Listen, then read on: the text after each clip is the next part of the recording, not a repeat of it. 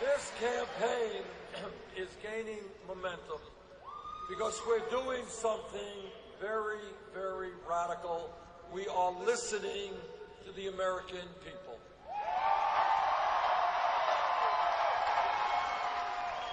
We're listening to the people, not to wealthy campaign donors.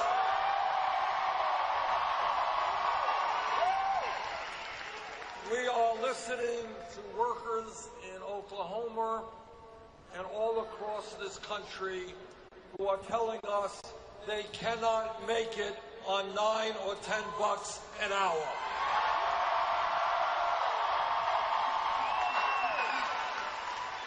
We are listening to senior citizens who tell us they cannot survive on $11,000 a year Social Security. We are listening to young people who are telling us, why is it that I come out of college $50,000 or $100,000 in debt?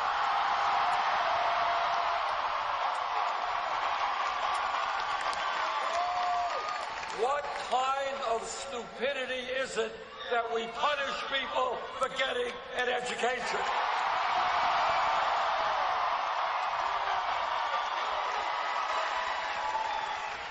We are listening to women who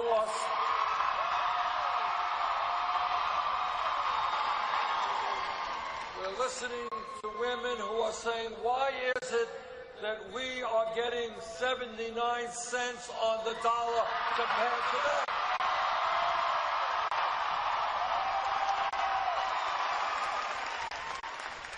And we are listening to moms and dads who say, how does it happen that in the wealthiest country in the history of the world, we cannot find quality, affordable child care?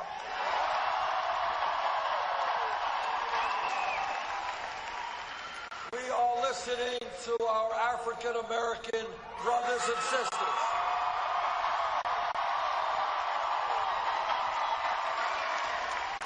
And they are saying, why is it that in America we have more people in jail, disproportionately black and Latino, than any other country on earth?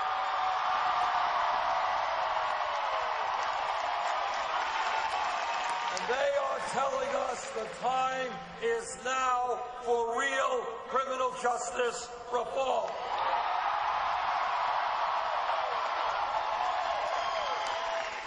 We are listening to our Latino brothers and sisters who are tired of the hatred and the bigotry being thrown at them.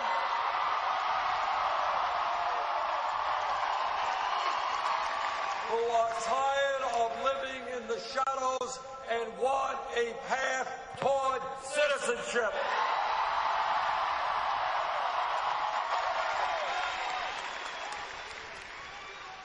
Now, what this campaign is about is telling you the truth. And sometimes the truth is not pleasant. Sometimes we'd rather sweep it under the rug. But you don't go forward as a nation unless we fully understand what is going on. And what is going on, and I'm the only candidate for president who will tell you, is that no president, not Bernie Sanders or anyone else, can bring about the changes this country needs alone.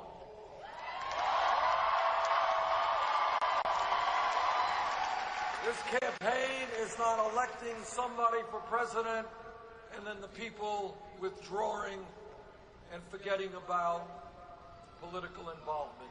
What this campaign is an understanding that because of the power of Wall Street and their endless supply of money, the corporate system whose greed is destroying our economy, wealthy campaign contributors who have enormous power over the political and economic system. The only way we make the change this country needs is when millions of people stand up and fight back and demand a government to represent all of us.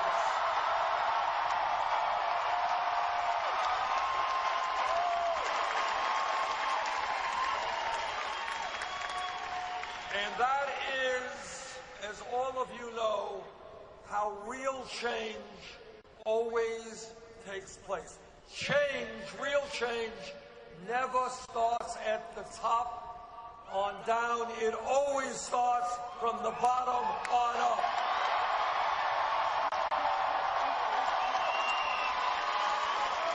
And that is what this campaign is about.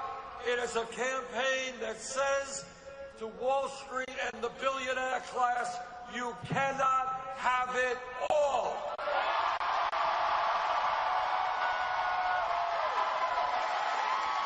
It is a campaign that understands that 100 years ago and more, workers came together to form unions because they were tired of being treated like animals.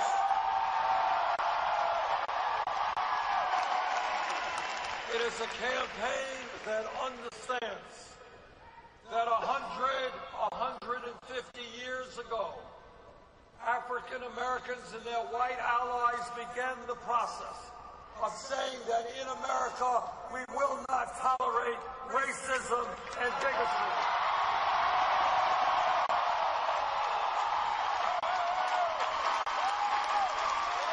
It is a campaign that understands that women have advanced because 100 years ago, women said, sorry, we are going to have the right to vote.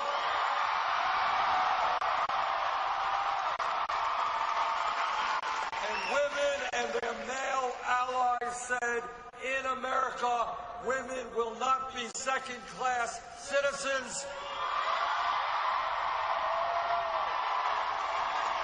They will be able to have the jobs they want, go to the schools they want, and millions of people demanded that.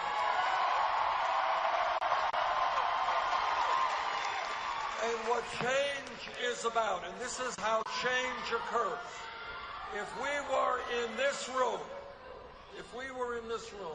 10 years ago, not a long time ago, 10 years ago, and if somebody stood up and said that gay couples would be able to be married all over this country,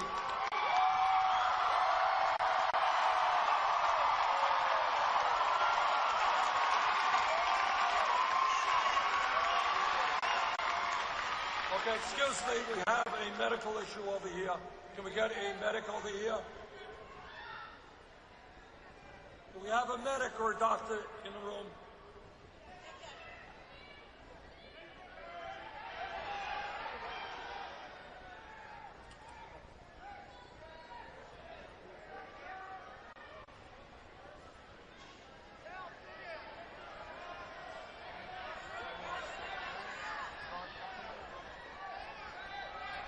Okay, a medic is attending someone right now.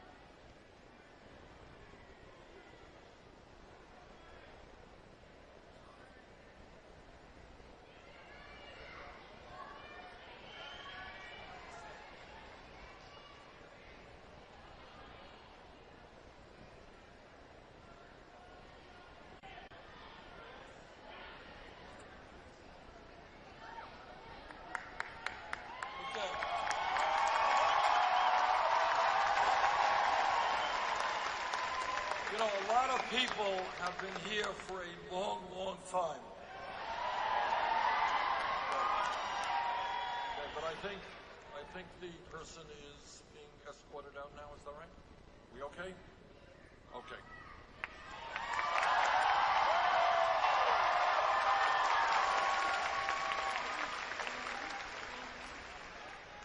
What this campaign is about is understanding that we can't do it alone, that all of us are in this together, that we are taking on people with incredible wealth and incredible power. And the only antidote to that, the only way we defeat that, is when we do not allow the Trumps of the world to divide us up.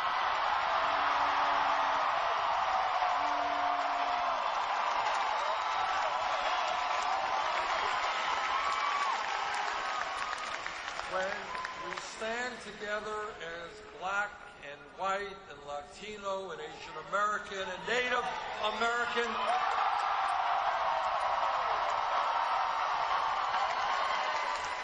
and when that happens, the truth is that a united people can never be defeated. And that's what this campaign is about. You know, I know that here in Oklahoma, you're pretty big into football, right?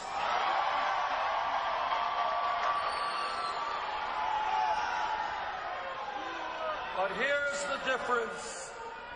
Here's the difference between what we're doing tonight and a football game. In a football game, when you turn on the TV, you are a spectator watching great athletes. In a democracy, you are the athletes. You are the quarterback.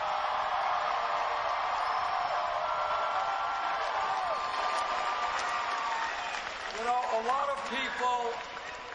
of people have forgotten what democracy is about. Democracy is a pretty radical idea. And it's the idea that we don't have a king or a queen or a czar determining our future. It is the people determining our future. But if people don't get involved in the political process, if people don't vote, there is a political vacuum. That vacuum will be filled by well-paid lobbyists and campaign contributors.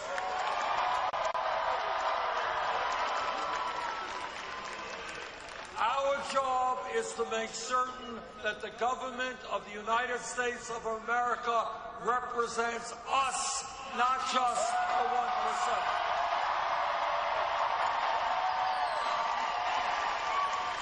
When we began this campaign, people said, well, Bernie, you got a great hairdo. You look like a president. But they said, despite your great hair and your GQ type of outfit, they said, how can you possibly win when you do not have a super PAC? And what we said is, we don't need a super PAC. We have people.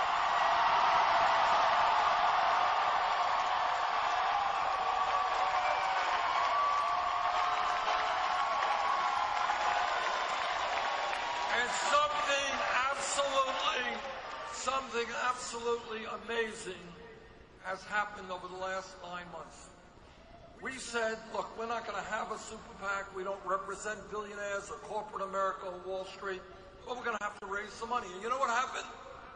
Over the last 9 months, this campaign has received 4 million individual contributions.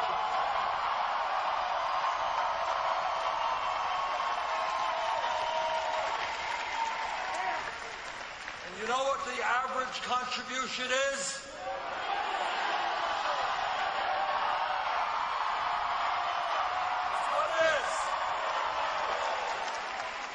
So to quote Abraham Lincoln at Gettysburg, this is a campaign of the people, by the people, and for the people.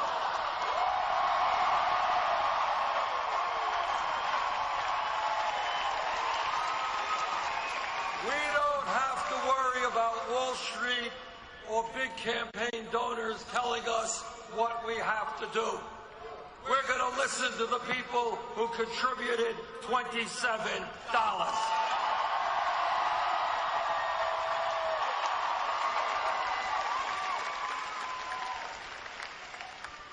And when we talk about why this campaign has developed so much momentum, it has a lot to do with the issues that we're talking about. And what we are talking about is that in America today, we have a corrupt campaign finance system where billionaires and their super PACs are undermining American democracy. Now, you can be a progressive, you can be a conservative, you can be a moderate. But very few people in this country believe that American democracy is about billionaires buying elections.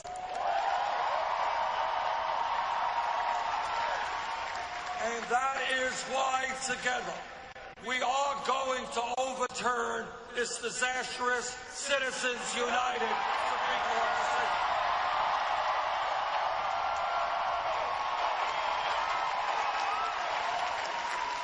And this campaign is not only about overturning a corrupt campaign finance system, it is about ending a rigged economy.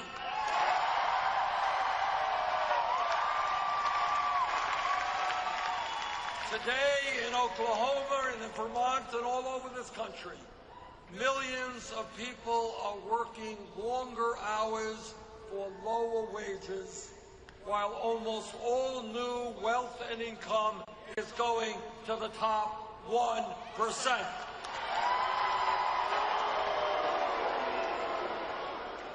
So I've got a radical idea. Are you ready for it? Together, we are going to create an economy that works for working families, not just the 1%.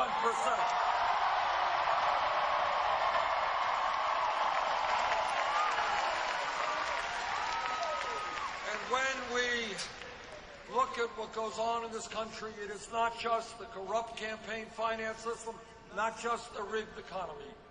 It is also a criminal justice system which is broken.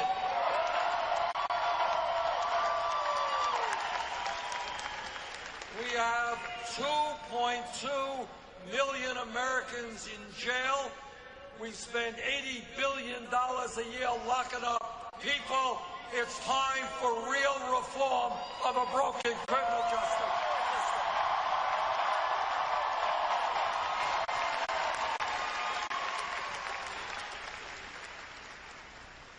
And why this campaign is doing so well is because the American people look around them and they say, how does it happen in America that today the top 1% owns almost as much wealth as the bottom 90%?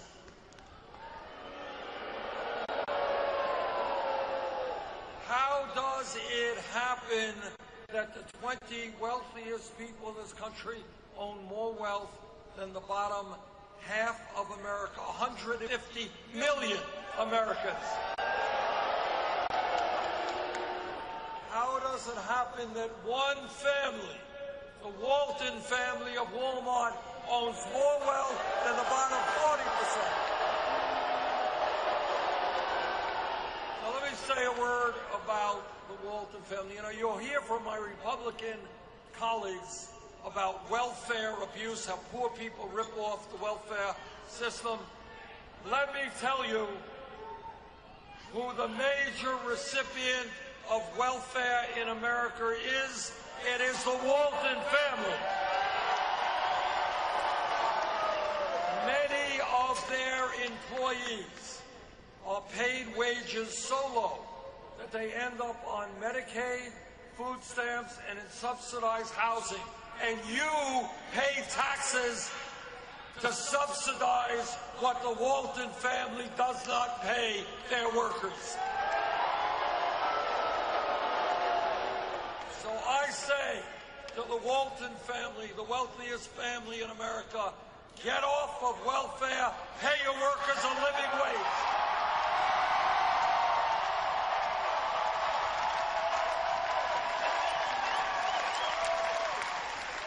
And when we talk about a living wage, let's be clear. The federal minimum wage of $7.25 an hour is a starvation wage. In my view, anyone who works 40 hours a week or longer should not be living in poverty. And that is why, together, we are going to raise the minimum wage to a living wage, $15 an hour.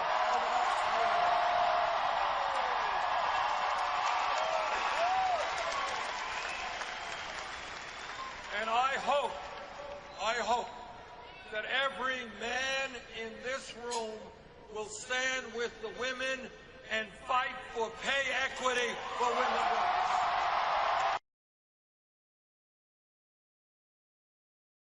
The reason why women are making 79 cents on the dollar compared to men, it's only old-fashioned sexism.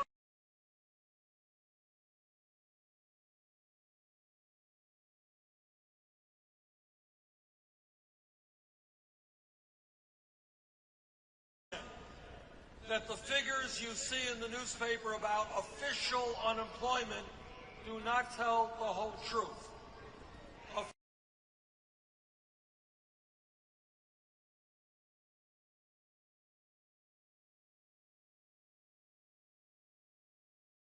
Full-time real unemployment is close to 10%. And then on top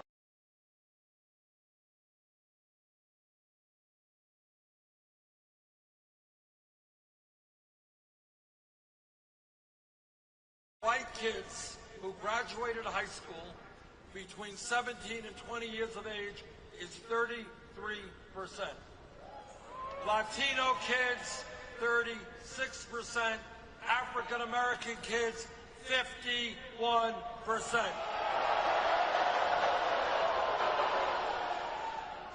And if anybody in this room thinks there is not a direct correlation between very, very high youth unemployment and the fact that we have so many people in jail, you would be mistaken.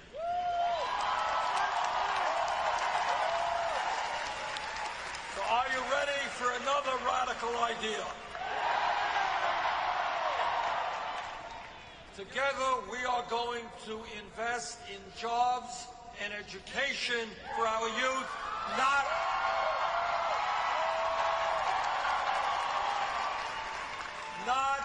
jails and incarceration.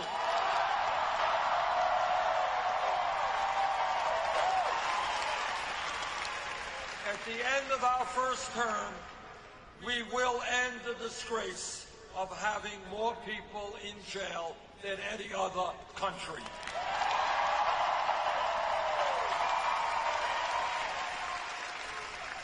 Now, I'm sure you have a lot of Republican candidates running all over Oklahoma.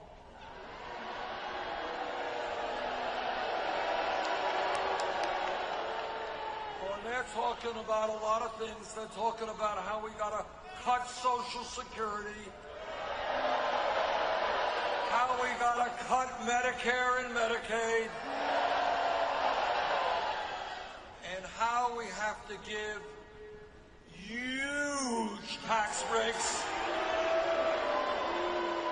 and I mean huge, to the top 0.2%. And Republicans also talk about family values. You ever hear them? They love families. But I want everybody here to be crystal clear about what Republicans mean when they talk about family values. What they are saying is that no woman in this room, in this state, in this country, should have the right to control her own body. We disagree.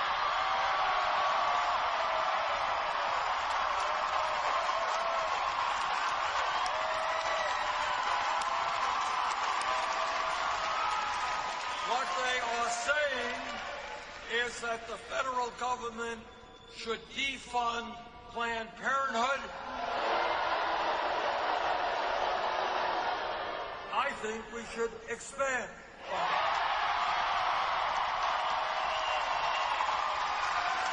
And what the Republicans are saying when they talk about family values is that our gay brothers and sisters should not have the right to marry. I disagree.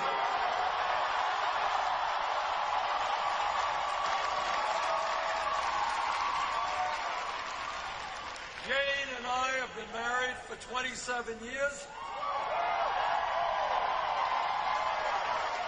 We have 4 great kids and 7 beautiful grandchildren. And when I talk about family values, I talk about ending the international embarrassment of the United States being one of the very few countries in the entire world that does not guarantee paid family and medical leave.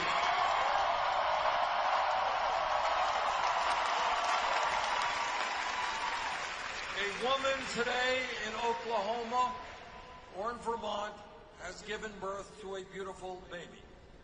But if that woman is working class, if she is low income, in a week or 2 weeks, she is going to have to separate herself from her newborn baby, go back to work, to earn enough income.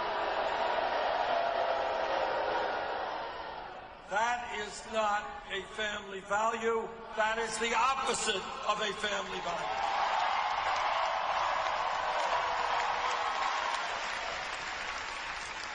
So together, what we are going to do is pass legislation now in the Congress guaranteeing 3 months paid family and medical leave.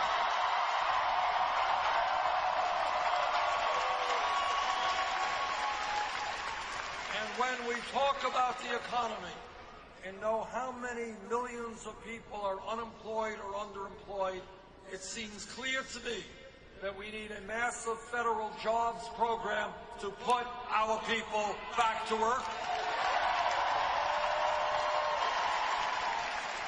We should be hiring teachers, not firing teachers.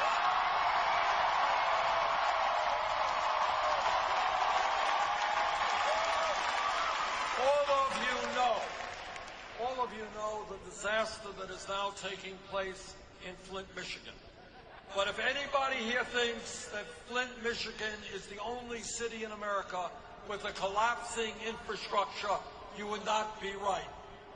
We need to invest in rebuilding our water systems, our wastewater plants, our roads, our bridges, our rail system. And when we do that, we create millions of decent-paying jobs.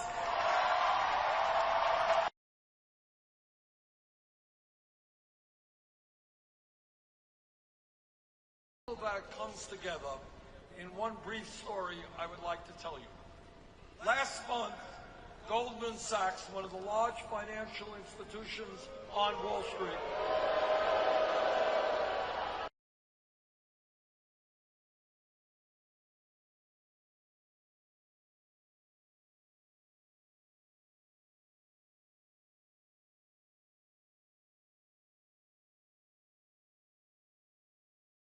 agreements because they were guilty of selling worthless packages of subprime mortgages. So you have a major Wall Street firm, and they're not the only one. Other banks have paid even larger fines, who are essentially fraudulent and crooked operations. Point number 2, you want to hear about political power? Over the last 20 years, Goldman Sachs has given to the federal government under Democratic and Republican administrations, secretaries of the Treasury and other high-ranking government officials who come from Wall Street, go to government, and then go back to Wall Street. Point number 3, when you talk about a corrupt campaign finance system, Goldman Sachs has made millions of dollars in contributions to candidates they think will help them. Point number 4, and maybe the one that galls the American people the most. Today in Oklahoma or in Vermont, somebody gets picked up for possession of marijuana.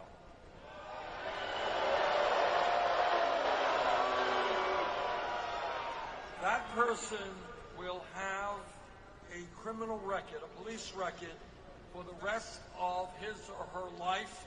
It will impact their ability to get a job and other aspects of their life.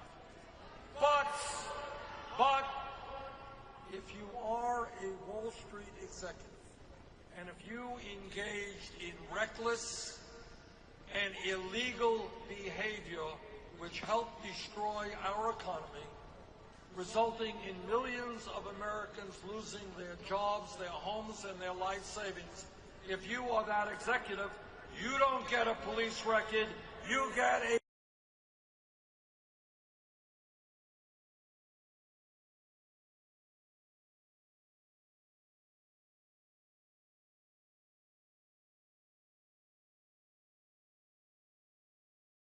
of what a high school degree was 50 or 60 years ago.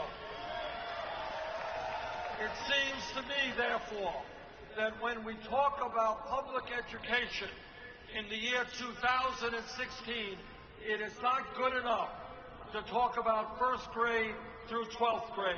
We have got to be talking about making public colleges and universities tuition-free.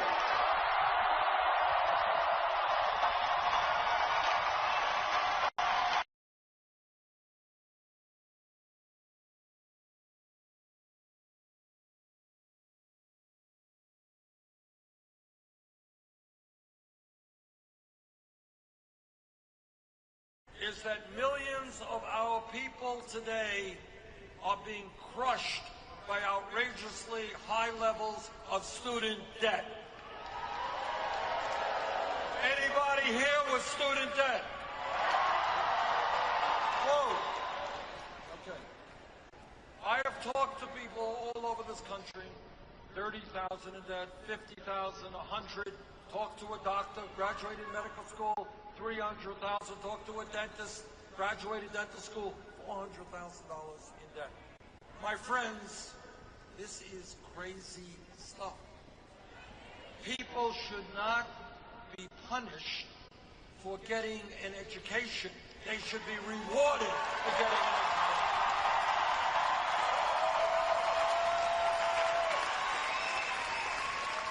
People should not be having to pay off student debt, 20, 30% of their limited income, paying off student debt for decades. Crazy stuff. So what we are going to do is to allow people who have student debt to refinance their loans at the lowest interest rates they can find.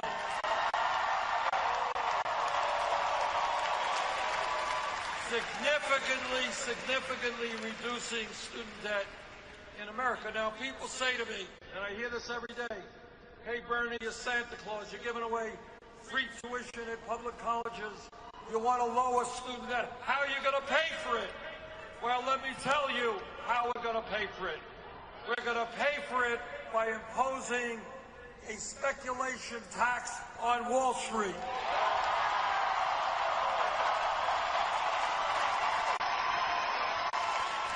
When Wall Street crashed this economy, they got a bailout from Congress. Now it is their turn to help the working families.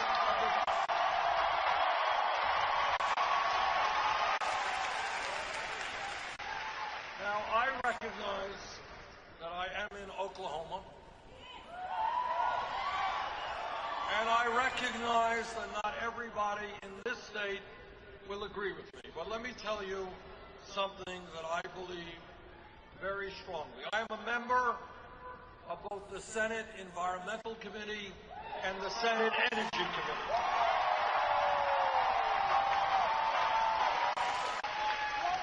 I have talked to scientists all over our country and all over the world.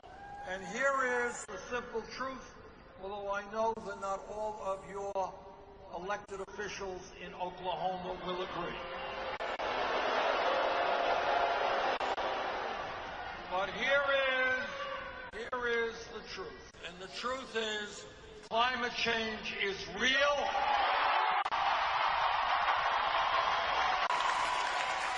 Climate change is caused by human activity. Climate change is already causing devastating problems in our country and around the world. And in my view, we have got to stand up to the fossil fuel industry.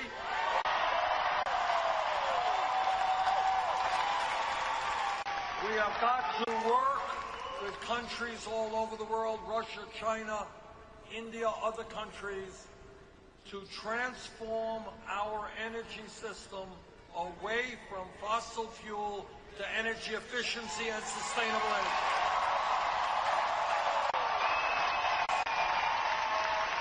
I have introduced legislation that would do that.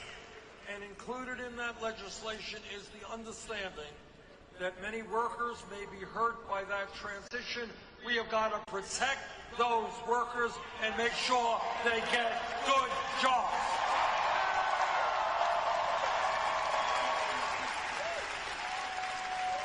But at the end of the day, we have a moral obligation to make certain that the planet that we leave our children and grandchildren is a planet that is healthy and habitable.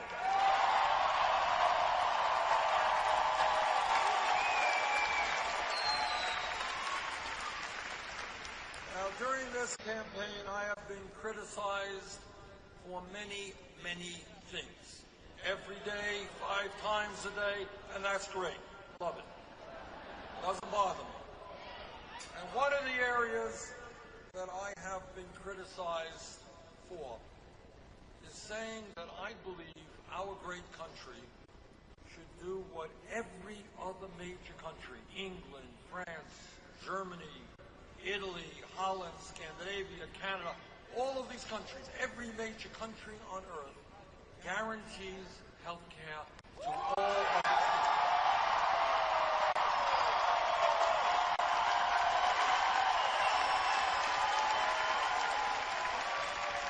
Today, despite the gains of the Affordable Care Act, and there have been many gains, and I helped write that bill, we still have a long way to go. 29 million Americans, zero health insurance. Many of you underinsured with high deductibles, high co-payments. And in America today, we pay by far the highest prices in the world for prescription drugs. We're getting ripped off by the pharmaceutical industry.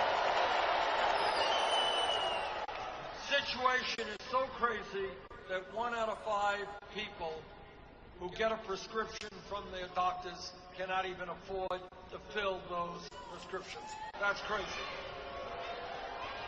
Now that is why I believe that this country has got to move forward to a Medicare for all single-payer program.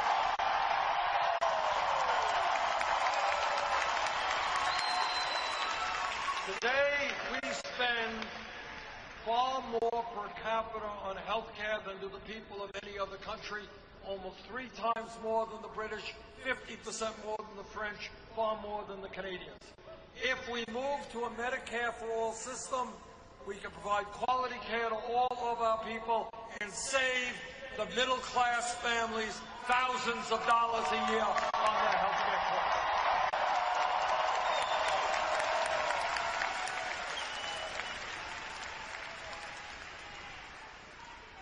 America today and in Congress, we've got a major fight over national priorities. My Republican friends think that it's a great idea to give tax breaks to billionaires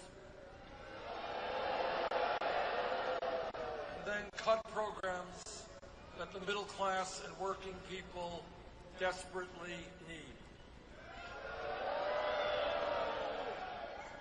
Our Republican friends think that we should make it harder for young people to get to college, not easier.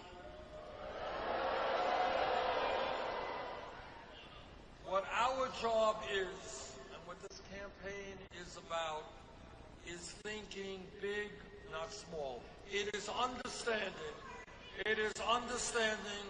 that in the last 30 years, there has been a massive transfer of wealth from the pockets of working people into the hands of the top 0.1%.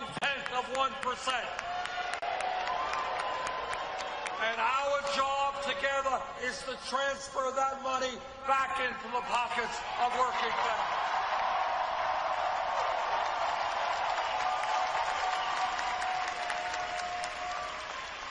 Now, some people think, that I am thinking too big. But don't tell me that in America we cannot guarantee health care to all of our people.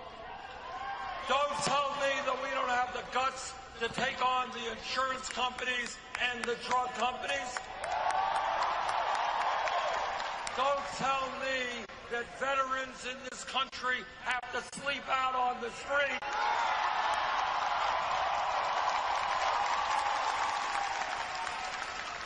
Don't tell me that African Americans have got to be fearful about walking the streets of America.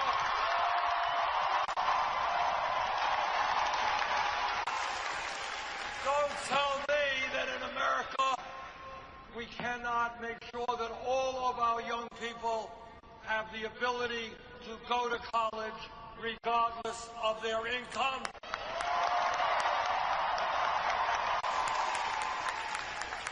So here is the bottom line. The people on top are more than delighted when ordinary Americans don't vote and don't participate in the political process. They don't want to hear from the working families of this country. They don't want to see or feel the pain of the working families of this country. But our job is to tell them that those days are gone.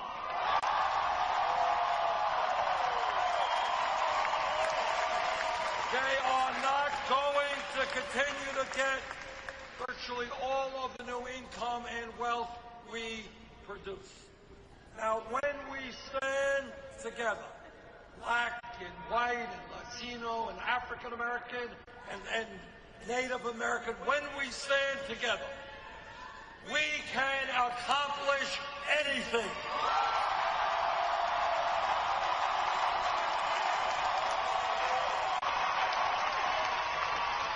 This campaign is not just electing the president, it is transforming a nation.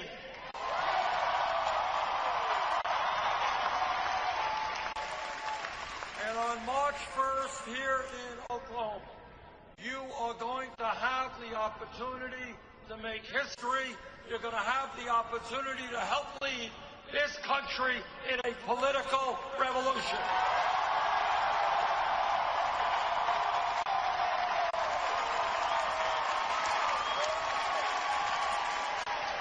We can win here in Oklahoma, and a victory here is the path to victory nationally.